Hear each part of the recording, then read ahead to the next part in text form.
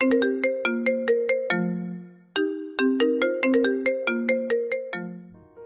শোনো না গো, সকল রকমের পাঠ গল্প পেতে এক্ষুনি আপন ডায়েরি চ্যানেলটি সাবস্ক্রাইব করে পাশে থাকা বেল আইকনটি প্রেস করে দিও।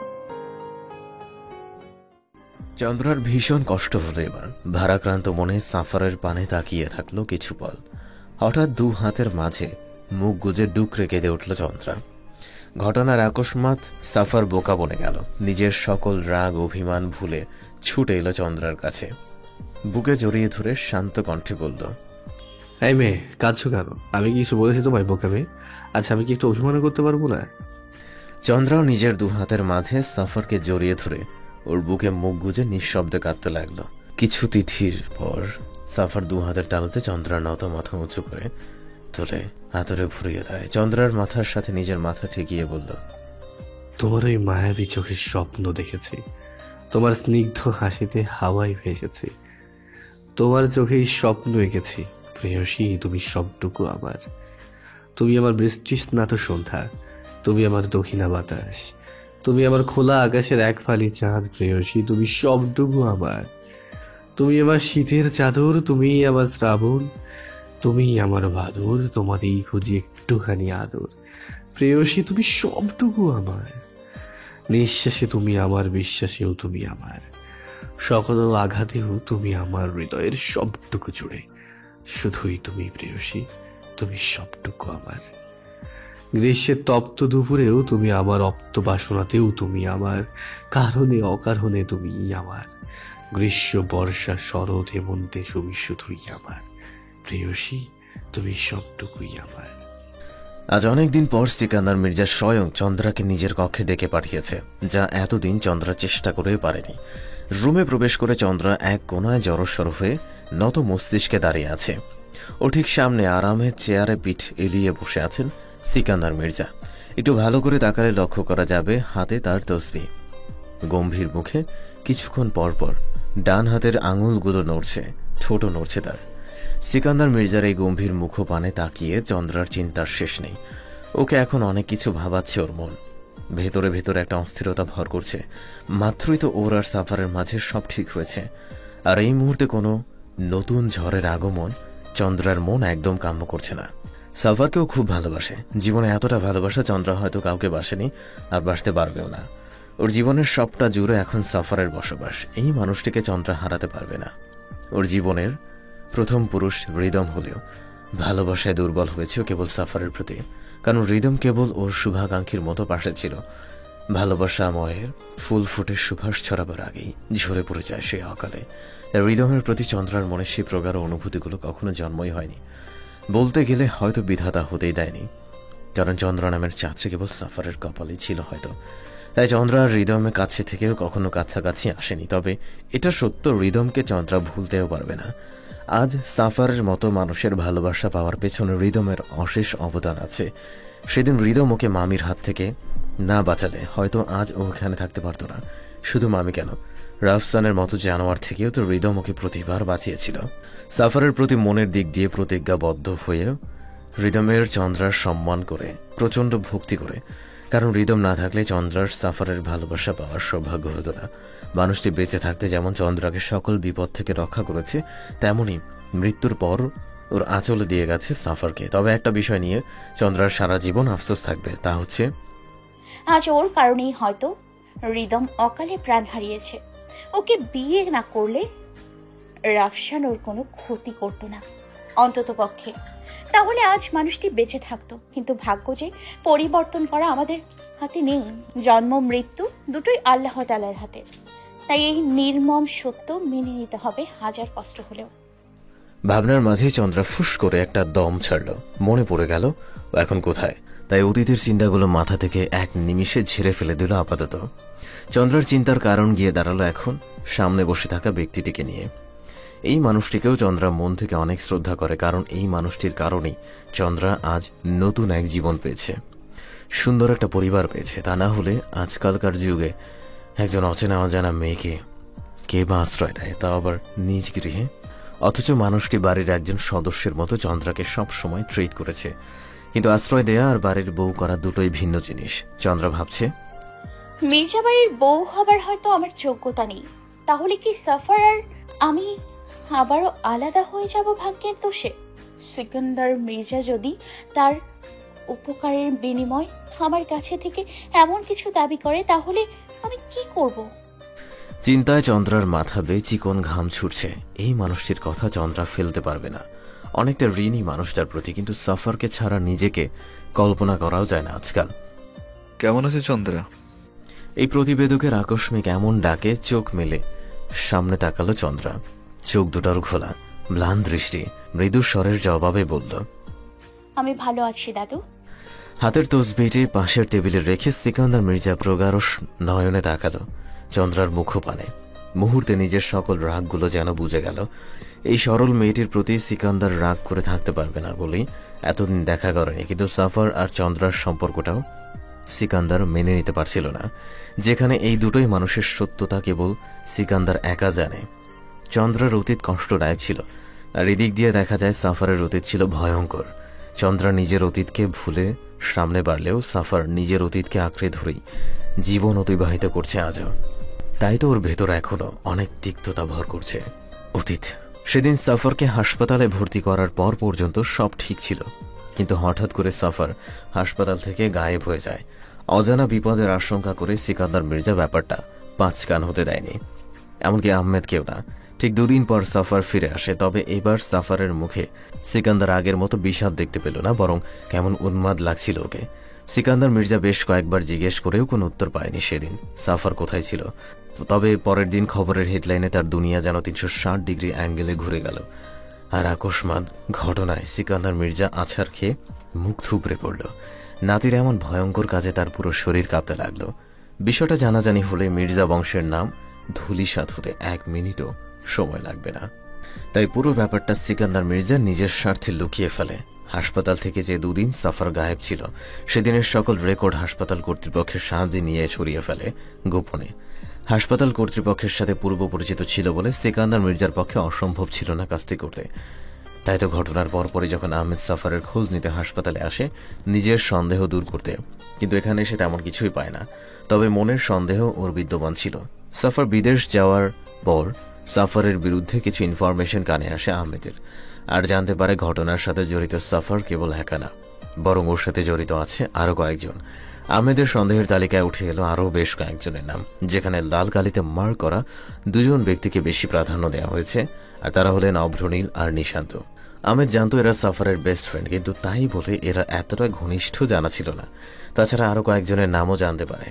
তবে মজার বিষয় হলো এত সব জেনেও আহমেদ কিছুই করতে পারবে না, কারণ তার কাছে পোক্ত প্রমাণ ছিল না। আর তাছাড়া প্রমাণ ছাড়া এদের কারো বিরুদ্ধে কিছু করা সম্ভব নয়, কারণ এরা সকল এই দেশের নামি দামি ব্যক্তিদের ছেলে। তাই আহমেদ সব জেনেও সেদিন কিছুই করতে পারল না। তবে সিকান্দার মির্জাকে অবশ্যই সবকিছু খুলে বলেছিল আর সাবধানও করেছিল, কারণ এতটুকু বয়সী যে ছেলে এমন ভয়ঙ্কর পরিকল্পনা করে মানুষ খুন করতে পারে, সেই ছেলেকে এখানে না থামালে ভবিষ্যতে আরও ভয়ঙ্কর হবে। কিন্তু সেদিন সিকান্দার মির্জাও নির্বাক ছিল। সে কেবল তার নাতি, তার বংশ আর তার পরিবারের কথা চিন্তা করেছিল। কিন্তু এত বছর পর সিকান্দার মির্জা অনুধাবন করতে পারে আহমেদ সত্যি বলেছিল, সাফারকে সেদিনই থামানো উচিত ছিল। সেদিন সাফার তার কর্মের শাস্তি পেলে আজ হয়তো এতটা ভয়ঙ্করও হতো না।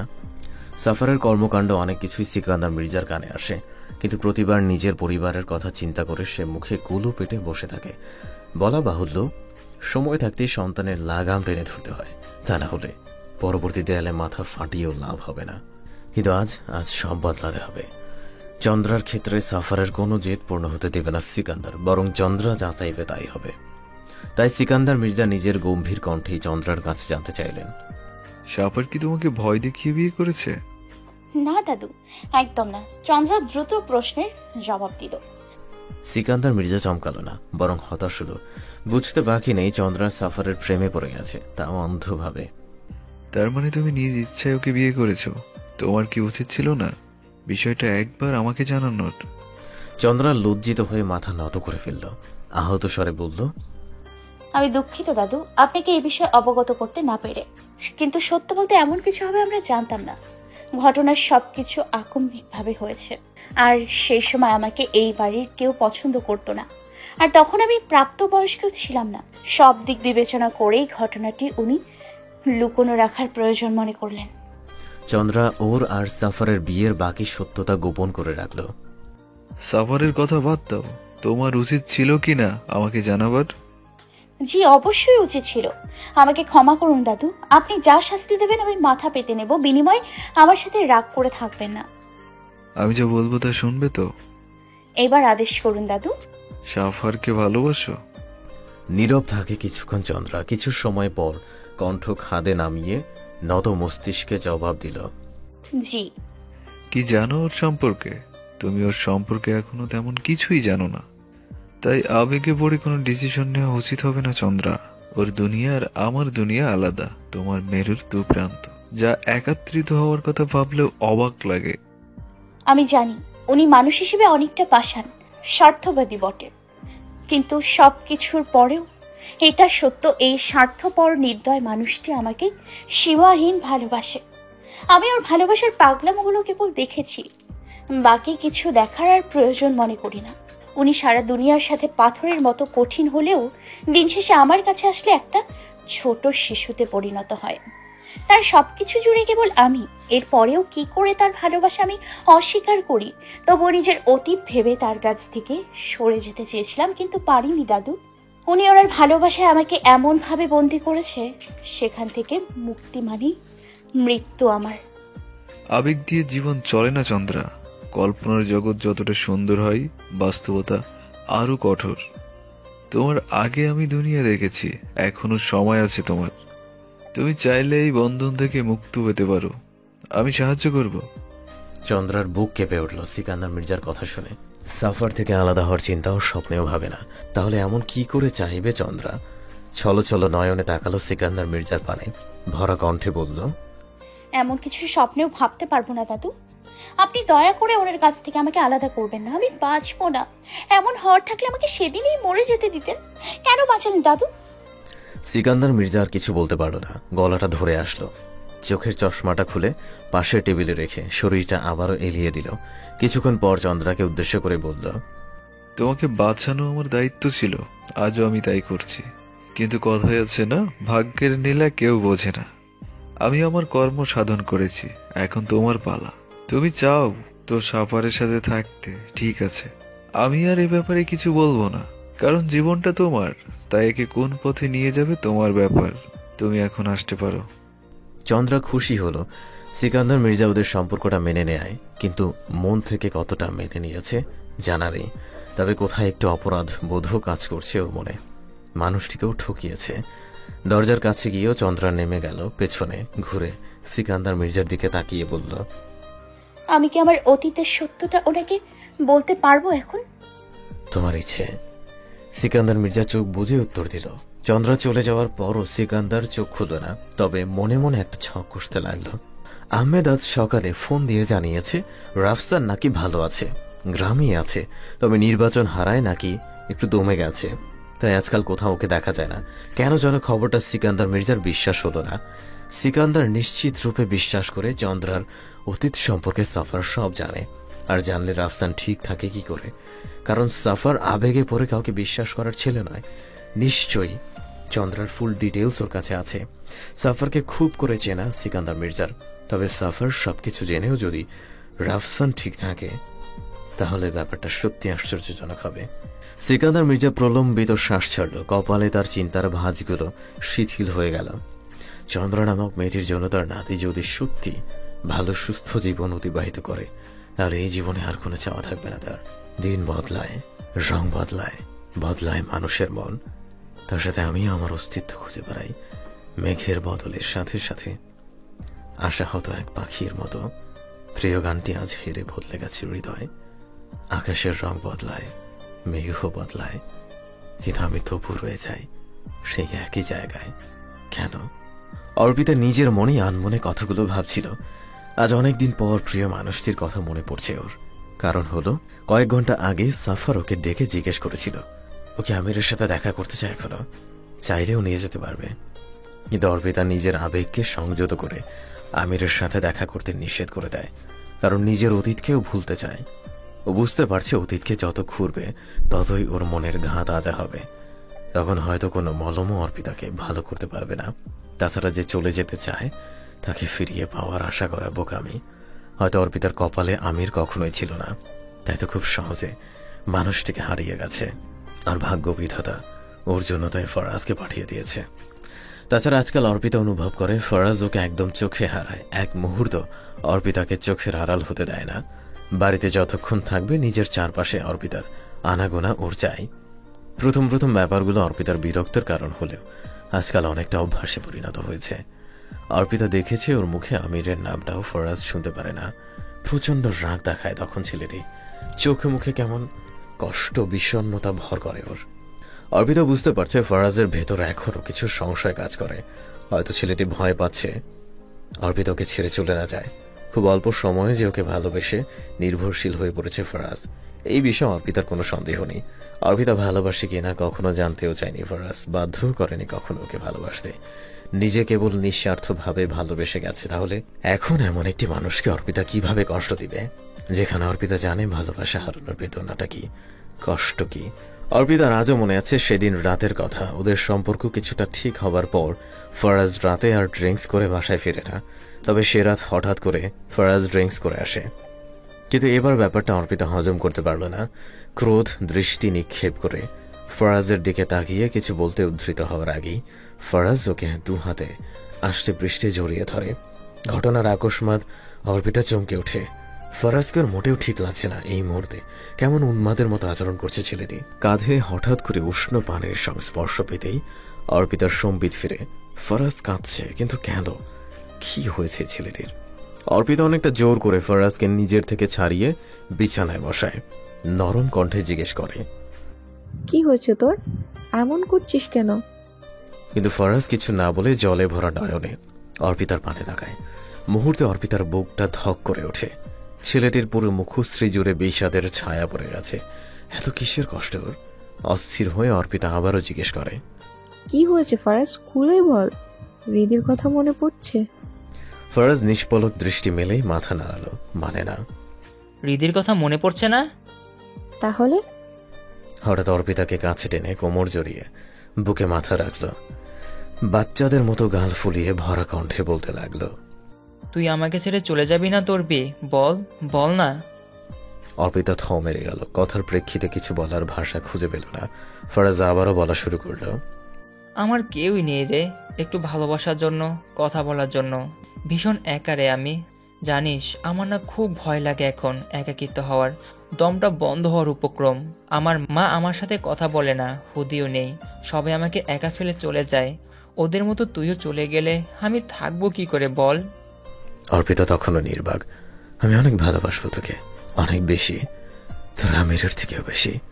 বিনিময়ে তোর ভালোবাসাও চাইবো না, তুই কেবল আমার সাথে থাকলেই চলবে। বল অর্পি, থাকবি তো? সবার মতো আমাকে একা ফেলে আবার চলে যাবি না তো? বিশ্বাস কর, আমি এবার বাঁচবো না। তোকে খুব ভালোবেসে ফেলেছি, আমি হারাতে চাই না তোকে। প্রমিস কর, তুই কেবল আমারই থাকবি। তোর মনে অন্য কেউ থাকলেও চেতনায় আমি থাকবো জুড়ে। তোর গল্প নাই অন্য কারো স্থান হলেও তোর সবটুকু জুড়ে কেবল আমি থাকবো। আমি পারবো না তোকে অন্য কারোর সাথে দেখতে। বল না অর্পি, কথা দে আমায়। এই কথা দে না রে।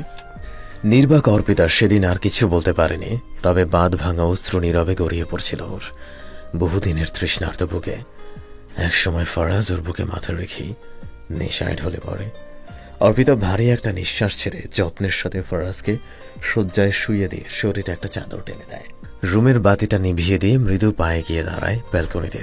চোখ দুটো দূরের কালো আকাশে স্থির রাখে, থালার মতো চকচক করা চন্দ্রিমার দিকে। কি সুন্দর তার রূপ, দেখলেই মুগ্ধ হওয়ার মতো।